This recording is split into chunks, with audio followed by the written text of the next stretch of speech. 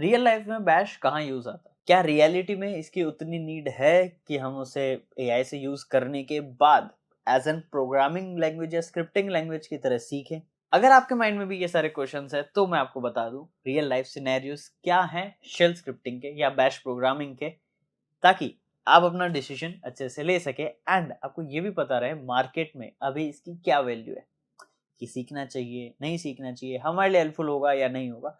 इन सारे सवालों के जवाब आज की इस वीडियो में आपको देने वाला हूँ। So hello everyone, welcome back to WS cube cyber security. This is Ankur Joshi signing इन।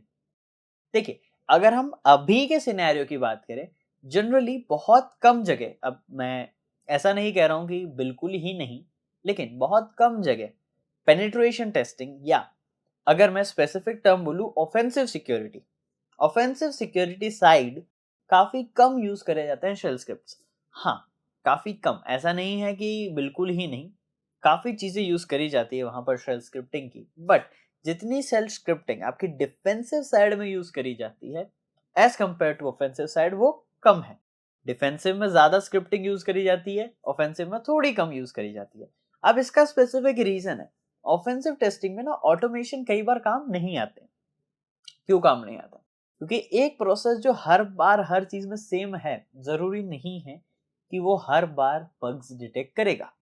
इसीलिए जो ऑटोमेटेड पेड टूल्स भी है, आप देखते हैं किनेटिक्स प्रो, नेसस, ओपनवास, कई सारे टूल्स हैं जो वल्नरेबिलिटी असेसमेंट करते हैं, पेड टूल्स भी हैं। वो पेड टूल्स भी आपके लिए इनफ नहीं है, लोग फिर भी बग बाउंटी हंटर्स को या पेनिट्रेशन टेस्टर्स या रेड टीमर्स इनको हायर करते हैं। यानी इन टूल्स के ऑटोमेशन में कहीं ना कोई कोई तो चीज मिस हो रही है ना? और रियलिटी में यही होता है। Shell scriptings, automation tools offensive security में सिर्फ उन काम में हेल्प कर सकते हैं जो रिपीटेटिवली होते हो एंड उनका एक फिक्स्ड फॉर्मेट हो। लेकिन वल्नरेबिलिटी फाइंड करना, बग्स फाइंड आउट करना, पेनिट्रेशन टेस्टिंग परफॉर्म करना, इनका कोई फिक्स सिंटैक्स नहीं रहता, इनका कोई फिक्स मेथोडोलॉजी नहीं है। तो यहाँ स्क्रिप्टिंग काफी कम आती है। नेटवर्क स्कैनिंग में आप स्क्रिप्टिंग यूज कर सकते हैं, आप कई सारे और स्कैन्स परफॉर्म करने में, कुछ जनरेट करने में, ये सारी चीजों में आप स्क्रिप्टिंग यूज कर सकते हैं for offensive security. But defensive security के अंदर बहुत ज्यादा चीजें आ जाती है। पैकेट एनालाइजर आप बना सकते हैं। पैकेट एनालाइजिंग डिफेंसिव सिक्योरिटी में आपके लिए बहुत अच्छी चीज रहेगी, क्योंकि पैकेट्स के टाइप्स को डिटरमाइन करना, उन्हें एनालाइज करना, पैकेट फिल्ट्रेशन आप स्क्रिप्ट बना सकते हैं, पैकेट एनालाइजर जैसी चीजें बना सकते हैं। साथ ही साथ आप एक थ्रेट डिटेक्शन मॉडल भी बना सकते हैं कि स्कैन हुआ पैकेट, उसके बाद उसको एनालाइज किया गया पैकेट को, अब वो वनरेबल है या नहीं, हार्मफुल है या नहीं, वो एक थ्रेट डिटेक्टर आपने बनाया। तीन स्क्रिप्ट साथ जोड़ी एंड वो एक काइंड ऑफ टूल बन गया। आप ऐसे कई सारे टूल्स बना सकते हैं। अगर देखा जाए तो आप firewall activation tool, firewall updation tool, जो कि हर तरह के पैकेट को एनालाइज करके उसे यूज कर सकता है। अब रियलिटी बताऊं तो आज के टाइम पे यही यूज हो रहे हैं। अगर आप सॉक एनालिस्ट की बात करें जो 24/7 वर्क करता है, अब आप ये सोच रहे होंगे कि कोई 24/7 कैसे काम कर सकता है। ओवरसीज टीम्स होती है। जैसे अगर मैं बात करूं, मैं सुबह की 10 बजे से लेकर शाम की 5 बजे तक अगर स्कैन कर रहा हूं या मॉनिटर कर रहा हूं, मेरा एज ए सॉक एनालिस्ट अगर रोल है, तो उसे पहले का टाइम कोई और एम्प्लॉय देगा, उसे बाद का टाइम कोई और एम्प्लॉय स्कैन चेक करेगा, टाइम वहां पर देगा। सो यहाँ पर ऐसे चलता है क्योंकि मॉनिटरिंग रन टाइम में हर समय करनी जरूरी रहती है। तो ऐसा यहाँ पर जो आप रिपीटेटिव टास्क है उनको आप ऑटोमेट कर पाते हो। तो यहाँ पर देखा जाए तो इनके केस सिनेरियोज में ये टास्क ऑटोमेशन बहुत फायदेमंद रहता है। और आज के टाइम पीरियड में अभी की बात कर रहा हूँ, सारे लोग शेल स्क्रिप्ट्स को यूज कर रहे हैं अपने टास्क को ऑटोमेट करने के लिए। अब तो कई सारे टूल्स उन चीज को ऑटोमेट करने लग गए हैं, बट कई जगहों पर जो इन हाउस यूज करते हैं वो भी हमारे शेल स्क्रिप्टिंग्स खुद बनाते हैं एंड उन इन हाउस टूल के साथ उनको यूज करते हैं। सो ओवरऑल अगर देखा जाए अभी के सिनेरियो के हिसाब से, बहुत ज्यादातर केस अगर हम बात करें शेल स्क्रिप्टिंग का, defensive side probability and usages ज्यादा है। अब क्या ऑफेंसिव सिक्योरिटी में इसको यूज करने से नुकसान है? नुकसान तो देखो बिल्कुल नहीं है। सेकंड क्वेश्चन आपके माइंड में जरूर आ रहा होगा कि क्या हम ऑफेंसिव सिक्योरिटी में इसको सीखें या ना सीखें, मतलब अगर इतना कम ये यूज किया जा रहा है तो हम क्यों ही सीखें, हम जैसे एआई का यूज कर रहे हैं वैसे ही करते रहें। नो डाउट ये एक अच्छा अल्टरनेटिव है जब आपको कोई स्क्रिप्टिंग परफॉर्म नहीं करनी हो, लेकिन मैं ये रेकमेंड करूंगा कि कब आपको कुछ स्क्रिप्ट्स में चेंजेस करने हो तो आपको थोड़ा बहुत उस चीज का आइडिया होना चाहिए।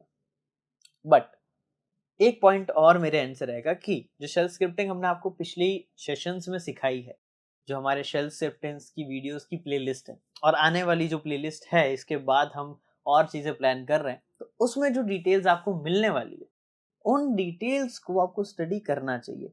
अब क्यों करना चाहिए? उससे फायदा है, पहला आपको ये पता रहेगा कि शेल स्क्रिप्ट बन कैसे रही है, आपकी स्क्रिप्ट क्या काम कर रही है। दूसरा, आप उसे इजीली मॉडिफाई कर पाएंगे। तीसरा, कॉम्पिटिटिव एग्जाम्स या फिर कॉम्पिटिटिव सीटीएफ्स, जैसे सीटीएफ्स हैं, उन चैलेंजेस में आप इजीली बाकी लोगों से कंपैरेटिवली फास्टर काम कर पाएंगे, क्योंकि आपको शेल स्क्रिप्टिंग आती है। आप टर्मिनल पे ही अपने शेल कोड्स को रन कर देंगे एंड काफी ज्यादा फास्ट रहेंगे। और इन केस सिनेरियो में आपको फास्ट ही होना पड़ता है बाकी के कंपैरिजन में। तो एक लैंग्वेज सीखने से आपको एक अच्छा खासा अनफेयर एडवांटेज मिल जाएगा इन ऑफेंसिव सिक्योरिटी। इसीलिए हम प्रेफर करते हैं कि आप शेल स्क्रिप्टिंग खुद सीखें, लेकिन एक चीज का बहुत ज्यादा आपको ध्यान रखना है। वो ध्यान ये रखना है कि आप चीजों को, कोर कंसेप्ट्स को स्ट्रांगली सीखें। अगर वो स्ट्रांगली कर रहे हैं तो कहीं आगे फर्दर प्रोसेस में प्रॉब्लम नहीं आने वाली। अब हो सकता है आपके मन में, कई लोगों के मन में अभी भी ये डाउट हो कि क्यों मैं शेल ही करूं, मैं पाइथन जा सकता हूं सीखने, मैं C programming, C plus plus ये सीख सकता हूं, तो मैं क्यों इन दोनों को छोड़ के एक शेल स्क्रिप्टिंग यूज करूं।